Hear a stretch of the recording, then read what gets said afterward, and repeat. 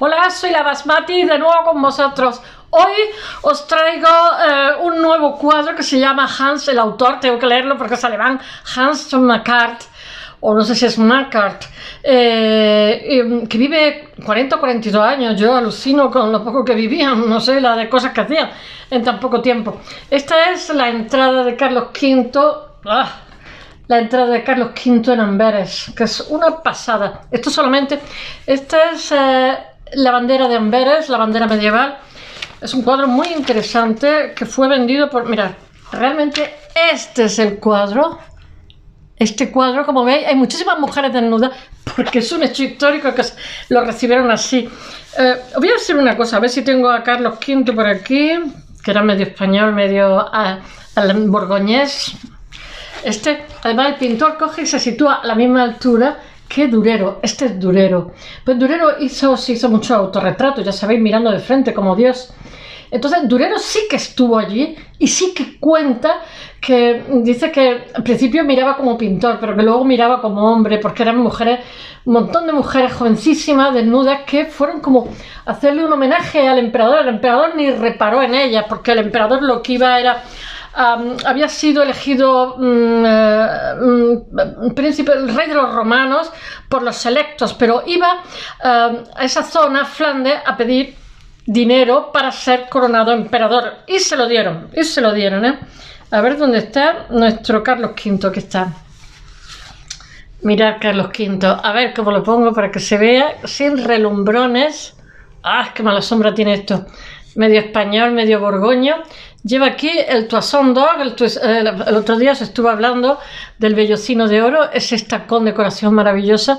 Lleva un brocado, que eso es muy de Flandes. Ellos importaban la lana nuestra y exportaban brocados. Es una ropa simplemente excepcional.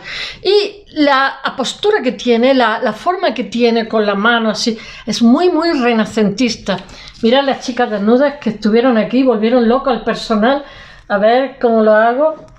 Mirad, tengo que deciros que algún hater me ha metido algo en el ordenador y hoy he venido del informático, llevo varios días sin hacer blog, sin mostrar las carátulas, etcétera, etcétera. Pero hoy, aunque no sé cómo meterme en mi propio canal porque me han barrido todo, voy a ver si consigo hacer las cosas porque es auténticamente un desastre. Hasta yo misma me siento totalmente extrañada. Bueno, os voy a contar el cuadro, pero os voy a leer también cosas de las personas que estuvieron, porque esto es histórico. Esto realmente se pinta en 1879, creo. Voy a comprobarlo porque también meto la pata. Sí, no, en el 78, ¿ves tú? Y mirad, vamos a ver, espacio-temporalmente. En el siglo XIX, lo más... At the top at the bottom están los bodegones, y a mí me sigue sin gustar. Hay algunos que sí que me gustan, pero raramente. Y at the top está arriba, están las pinturas históricas. Entonces, la pintura histórica era lo más que podía aspirar a ser un artista.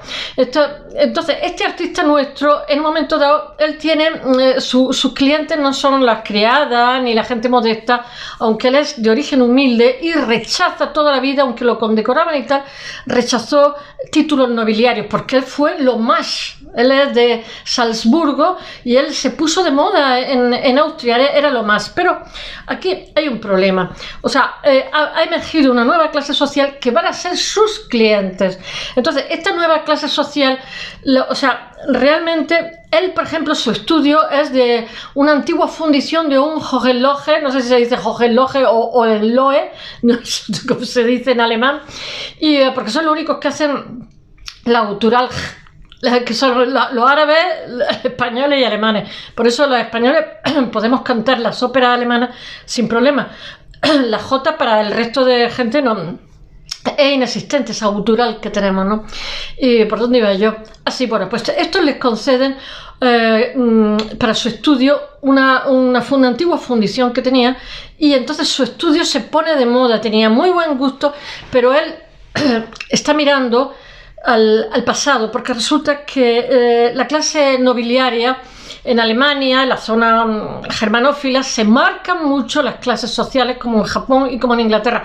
Montones de veces os he dicho que yo nunca he acabado de entender por qué la economía de mercado siempre ha triunfado en países donde las clases sociales están muy marcadas, como Inglaterra, Japón o Alemania. Pero vamos, Alemania, todo lo que era la zona de Prusia, yo que sé, Austria, y estaban muy marcadas. Pero ocurre una cosa, como ha triunfado la revolución industrial muchísimo, pues hay una nueva clase adinerada que está empujando a nivel de gusto, hay un cambio de paradigma totalmente, ¿no?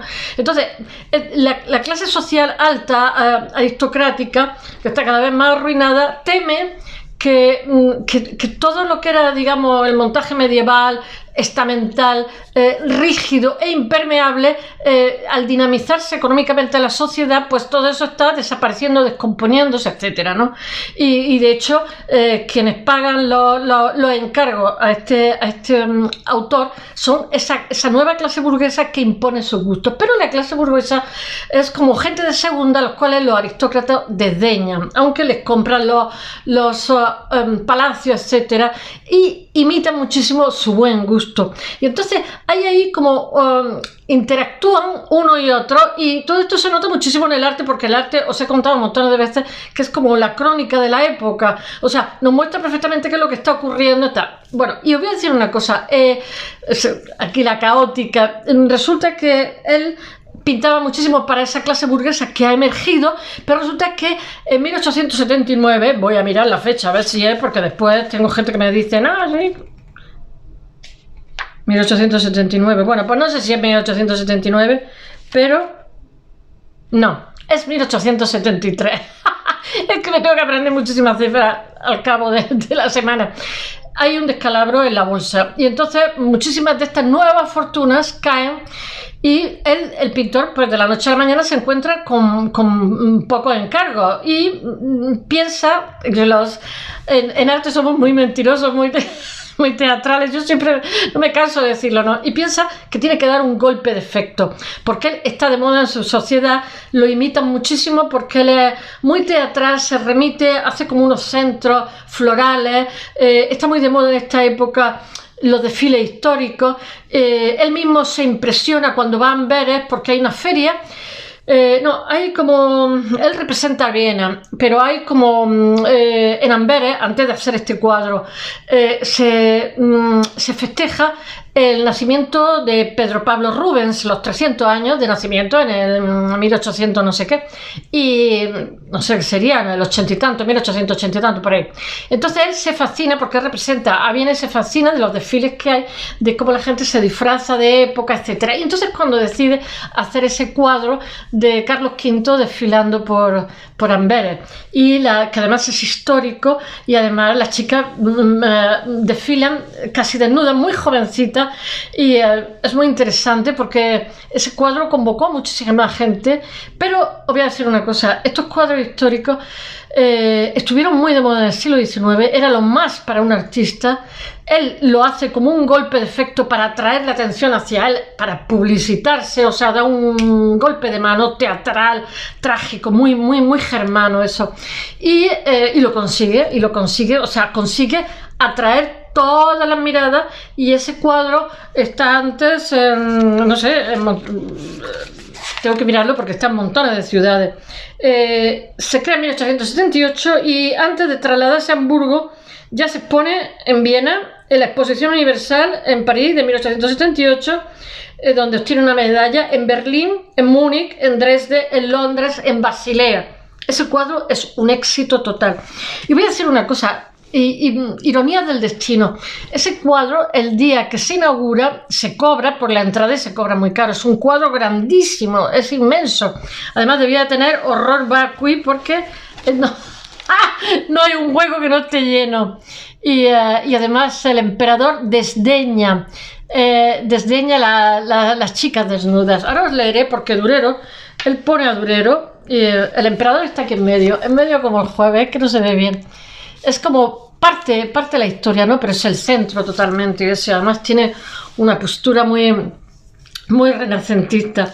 ¿Por qué estaba yo contando esto? Pues mira, aunque este cuadro el primer día que se inaugura en Viena, tiene 30.000 personas o 31.000 personas y se hace una recaudación que las entradas eran caras, y ese dinero él lo da a los artistas, porque los artistas normalmente no tenían ningún seguro como hay hoy día en los trabajos y tal, cuando cotiza y tal. Entonces pues había muchos artistas que estaban en condiciones ínfimas y se lo da como si dijéramos un sindicato de artistas dona este dinero para ayudar a la gente que estaba en peores condiciones. O sea, él no se olvidó nunca que era de origen modesto, etcétera, que le había costado, y rechazó, como he dicho antes, todo lo que le querían dar un título nobiliario, etcétera. Se dejó condecorar, pero no quiso más. Bueno, ¿por qué os cuento yo esto? Así, porque después de este triunfo tan apoteósico, después de este despliegue por toda Europa, después de estas recaudaciones tan tremendas, porque se cobraba por ir a verlo, y lo compra donde está ahora mismo la Hamburger Kunsthalle, por 70.000, 80.000, no, 75.000 marcos. Es que aquí las cifras cantan, ¿no? Que era un octavo de lo que había costado, una cifra astronómica para la época, ¿no? Bueno, pues ¿sabéis lo que hicieron? Enrollaron el cuadro y no se volvió a ver. Y entonces, en 1981, o sea, 100 años después,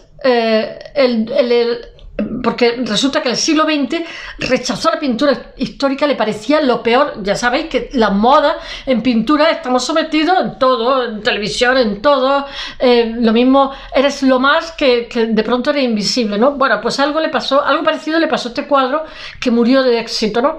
Y entonces el siglo XX rechazó, los primeros mitad del siglo XX rechazó estos cuadros, que los quitó de todos sitios, ¿no?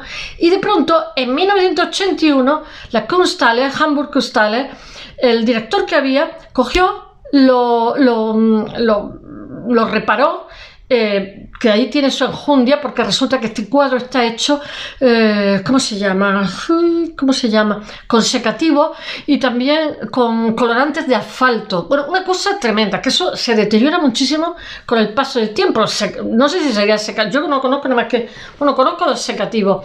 Uno que es como una resina, porque resulta que el óleo tarda un año en secarse, y claro, si tú tienes que hacer capa, porque el óleo se fusiona, ¿no? O sea, el acrílico uno tapa al otro, ¿no? Pero sin embargo, el pastel también se fusionan, las capas que se ponen una encima de otra se van fusionando y tal, pero tardan un año en secarse. Entonces, ¿qué es lo que pasa? Le echa un poquito de secativo para que ello aligere y tú puedas terminar el cuadro, ¿no?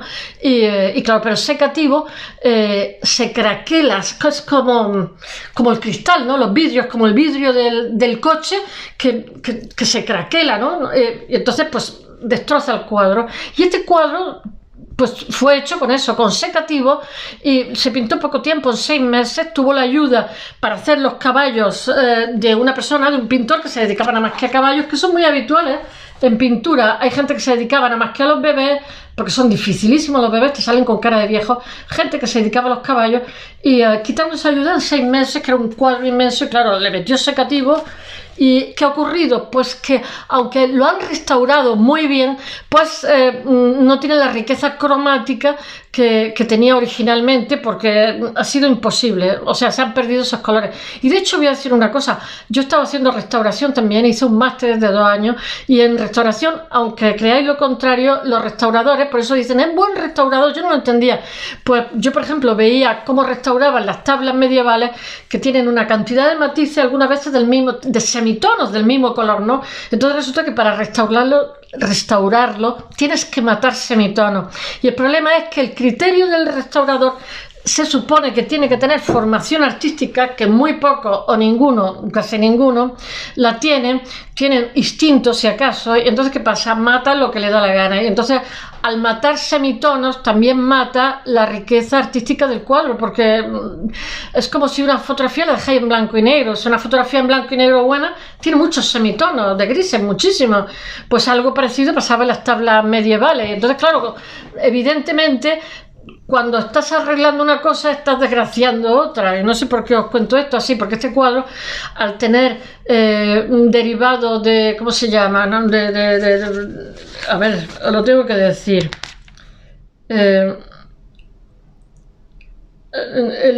Los secativos ponen en peligro la duración de la pintura, se la carga, la destroza. Y entonces ahora mismo se ha quedado un color marrón ocre, y bueno, Nada, es que utiliza colores de asfalto. Yo nunca he sabido lo que era el color de asfalto. No conozco nada más que un asfalto de color negro. No sabía que el asfalto tenía más colores, pero por lo visto hay un tinte de asfalto pero que también se deteriora. En fin, el cuadro era mejor de lo que es en la actualidad. Y entonces lo que han hecho el director del museo en 1981, cuando lo restauró, que costó un dineral restaurarlo porque estaba hecho polvo y estaba guardado una barbaridad de años, pues fue ponerlo en su lugar originario de cuando fue inaugurado el museo, o sea, cuando estaba en la Kunsthalle de Hamburgo, originalmente, que es en la entrada, y es una preciosidad, porque el cuadro también es un guiño al esplendor, que es lo que están haciendo, porque mirad, el siglo XIX, creo que lo he contado como 200 millones de veces, toda esta zona, o sea, Francisco José e Isabel, creo que hacían matrimonio de plata o algo así en esta fecha. De alguna forma ellos son Österreich, que dicen los austríacos. Ellos son tienen que ver con este Carlos V, son de la misma sangre, son herederos de esa línea, ¿no? Y de alguna forma es como una mirada atrás nostálgica que está haciendo la clase, la monarquía y la clase aristocrática vienesa mirando el esplendor de su pasado, donde la zona de Austria, lo mismo que había Países Bajos, había Países Altos, ¿no? Los Países Bajos eran Flandes, tal, y estaba después Borgoña, y después los Países Altos eran Austria. Entonces era un imperio gigantesco. Realmente Carlos V era nieto de, ¿cómo se llama? Maximiliano I, que fue emperador también, y que cuidó de él porque ya sabéis que su madre estaba un poquitillo mal. Y bueno, ¿qué puedo contaros ya? Pues os voy a contar cómo describe Durero. Durero estuvo allí presente porque Durero resulta que tenía que hablar con el emperador. Él tenía una pensión de Maximiliano I de por vida, porque era como si dijéramos el pintor de corte, algo así, que en realidad lo mismo hacía grabado que hacía pintura, etcétera, ¿no? Pero claro, al cambiar y ser Carlos V tenía 20 años, 19 años cuando desfila por Amberes. Fue bastante buen hombre de Estado, la historia lo ha... Pero claro, este estaba inquieto porque tenía asegurado al año una cantidad, un estipendio, y estaba tembloroso de que el joven pues no le hiciera mucho caso, ¿no? Entonces dice, lo de las chicas desnudas por desfilando en Amberes, pues no es un invento, es una realidad. Y entonces pues él cuenta, a ver si lo encuentro, a ver si lo encuentro, dice, Durero describe la solemne entrada a caballo en su diario de viajes por los Países Bajos, ¿no? Y él dice, de cómo obsequiaron al rey con una exquisita recepción triunfal. Los portales estaban lujosamente adornados, había espectáculos, mucha alegría y doncellas tan hermosas como he visto pocas. Él cuenta también que hay una estructura triunfal de 2 plantas de altura sobre las que se representaban espectáculos. Bueno, nuestro pintor conocía estos textos y los grabados que se hicieron sobre este tema, que lo hizo Hans Burgmann y Albrecht Aldhofer, que lo hicieron entre 1512 y 1519, sobre la marcha triunfal de Carlos V, en fin. Y os he contado que eran muy famosos los desfiles históricos, y que seguramente la idea se la dio cuando hizo una representación nuestro Macart, que fue representando a Viena, y estuvo allí en Amberes cuando se festejó los 300 años de nacimiento de Pedro Pablo Rubens. No sé qué contaros más. Pues, a ver, voy a ver si encuentro a alguien que hable sobre este desfile.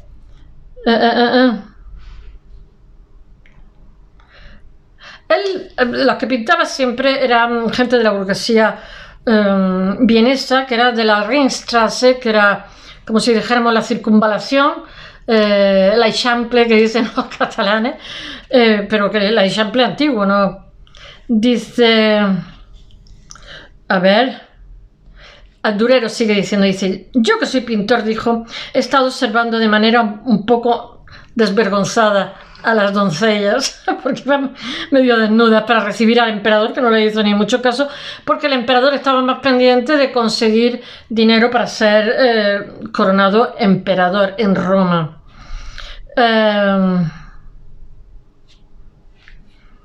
Sí, hubo un escándalo, porque voy a decir una cosa, él pintó a esta chica. Pintó pues una actriz en esos momentos, pintó a mujeres de ese momento, contextualizó, la pintura histórica la contextualizó y entonces fue muy criticado. Hubo divorcios porque él puso, por ejemplo, la cabeza de una señora y sin embargo puso el cuerpo de una modelo, pero esto no se entendió porque la gente vio desnuda a esa señora, estamos hablando de 1870 y tantos, y entonces hubo maridos que les sentó muy mal y se divorciaron y otros se suicidaron porque fue un escándalo. Hay barbaridades de mujeres, o sea, dice, os lo voy a leer, dice, algunos folletinistas vieneses, hay un aliciente especial para el público, dice, la fémina de Amberes, que salieran también la artista, se lo debe a las vienesas, pues las mujeres y doncellas del cuadro son casi exclusivamente retratos de belleza antigua y actuales de la ciudad. Entre ellas se reconocen la amante de un aristócrata, a la esposa de un periodista, a una actriz del Burger Theatre, aunque el pintor supo eliminar las huellas del tiempo con galante pincel. Estos son periodistas de la época que están cotilleando. Según la crónica, el cuadro mostraba a las mujeres con las que uno ha hablado en sociedad, con las que uno ha bailado en primer bal y en el último festival de la ópera. De modo que la gente se busca a sí misma y unos buscan a su esposa y la encuentran. Y aunque se dice que el retratista Macquart colocó las cabezas y hombros de las damas sobre cuerpos de modelos, al parecer la exhibición, eso lo hizo Goya también con la maja, al parecer la exhibición de la obra provocó en la sociedad vienesa demandas de divorcio, duelo e incluso suicidio. Dice, Feuerbach, del que os hablé el otro día, condenó a Macquart, tachándolo de fenómeno patológico, porque dijeron que el cuadro tiene muchísimas cosas que no encajan con la época, pero bueno, es un cuadro, tampoco es una crónica histórica, tachándolo de fenómeno patológico de la edad moderna, y los críticos le acusaron de falsear la historia y le sacaron una serie de anacronismos. Yo también he visto algunas cosas, pero es que es un cuadro, es una ficción, es una recreación, por favor. Pero sin embargo esta entrada entusiasmó muchísimo al público porque invitaba como a un festival de los sentidos y bueno, y aunque el cortejo se desplaza hacia la derecha, la mayoría de acompañantes del emperador miran afuera del cuadro. Es una preciosidad. De este modo el arte proporciona al ciudadano austríaco una proximidad al monarca con el que el mundo real solo podía soñar. Están mirando al pasado, porque mirar, se están formando como nación, se están cohesionando y bueno, hay una cierta nostalgia del medievo porque la revolución industrial lo está arrollando todo, costumbres, tradiciones y estamentos, por suerte. Bueno, espero que os haya gustado, mañana volveré con otra pintura que estoy segura que os va a encantar. Hasta mañana.